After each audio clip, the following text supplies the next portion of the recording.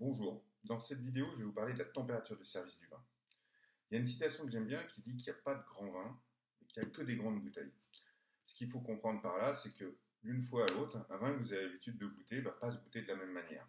Il y a une multitude d'explications à ça, peut-être les convives avec lesquels vous l'avez goûté, la météo, sa conservation, son vieillissement, mais il y a de fortes chances que la variation vienne aussi des conditions de service. Est-ce que vous l'avez servi à la bonne température? Est-ce que vous l'aviez aéré ou pas aéré?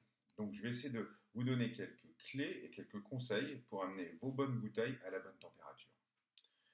D'une manière générale, je pense qu'on peut servir à peu près tous les vins rouges autour de 16 degrés et les vins blancs autour de 10 degrés.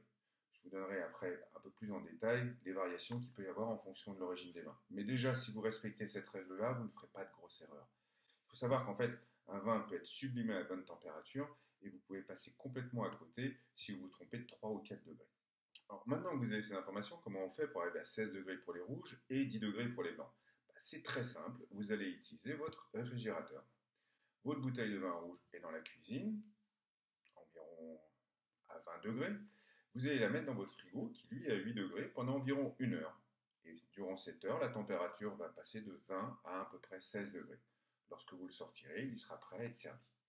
Pour les vins blancs, on procède à peu près de la même manière. Vous avez votre bouteille de vin blanc qui est dans votre frigo depuis la veille, à 8 degrés. Vous allez la sortir 30 minutes avant de manière à ce qu'elle remonte à 10 degrés, ou 1 heure avant de manière à ce qu'elle remonte à environ 12 degrés. Voilà, c'est pas plus compliqué que ça. Bon, ces 16 degrés, 10 degrés, c'est des valeurs moyennes, mais effectivement, en fonction de l'origine des vins et surtout de leur zone géographique en France, on va un petit peu affiner cette information. Donc pour ça, j'ai découpé la France en 3 régions. Une région influencée par la Méditerranée, avec des vins qui vont être plutôt riches et alcooleux. Une région influencée par l'Atlantique, avec des vins qui vont être puissants, structurés sur les trames tanniques. Et une région avec des vins plus frais et fruités, qui va être plutôt la partie nord de la France.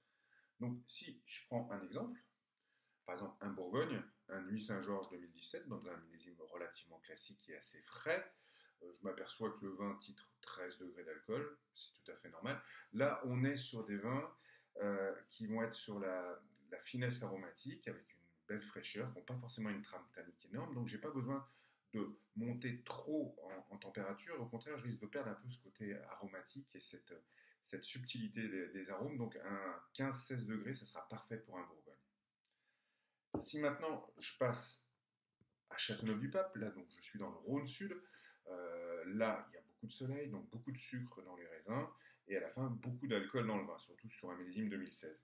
Donc là je vais faire extrêmement attention à ne pas servir le vin trop chaud, puisque en fait la température de service va faire ressortir le côté alcoolisé du vin. Donc là on cherche plutôt à museler le côté alcoolisé, et autour de 15 degrés, 16 degrés, ça sera parfait.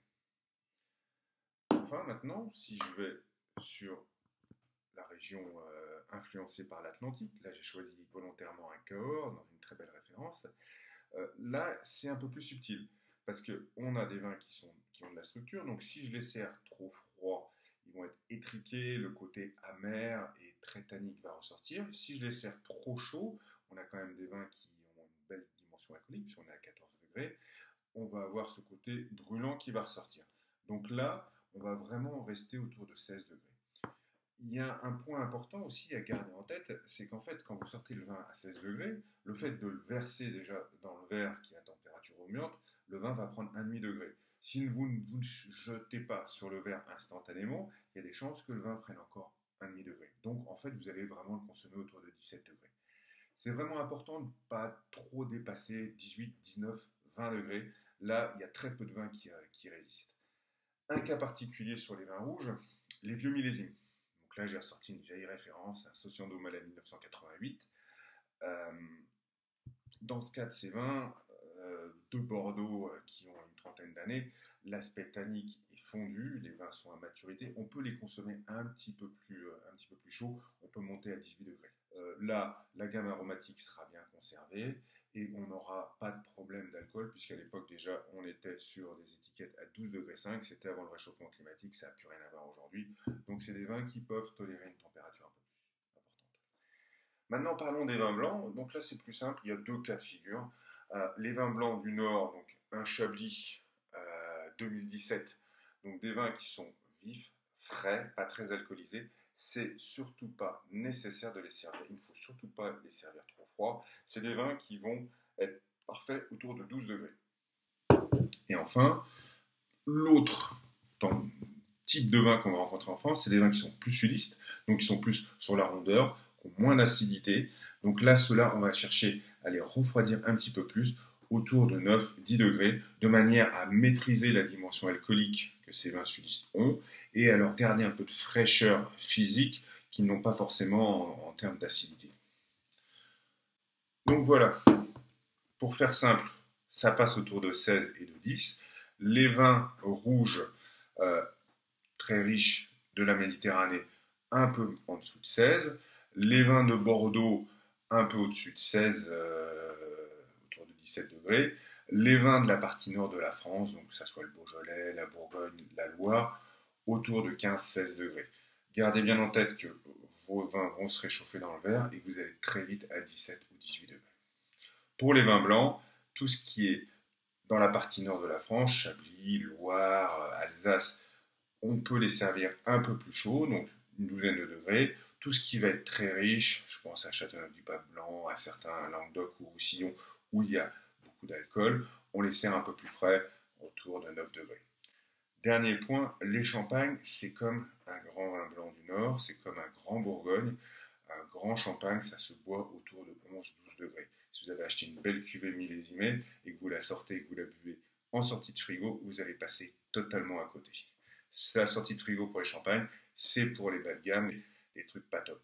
Une belle bouteille de champagne, ça se boit comme un beau Bourgogne blanc à une bonne température, autour de 12 degrés. Voilà, j'espère que vous avez appris un peu, j'espère que vous allez tester dans cette période, vous allez à la cave, vous allez jouer, vous allez étalonner votre frigo. Faites l'expérience de goûter le vin un peu frais pour percevoir effectivement à quel point il peut paraître un peu étriqué, un peu vif, un peu mordant. Laissez-le se réchauffer, laissez-le se surchauffer et voir à quel point vous allez dépasser ce point d'équilibre où il est parfait. Et la prochaine fois, vous aurez une belle bouteille à ouvrir, vous vous direz peut-être, je vais faire attention à la température de service. À la prochaine!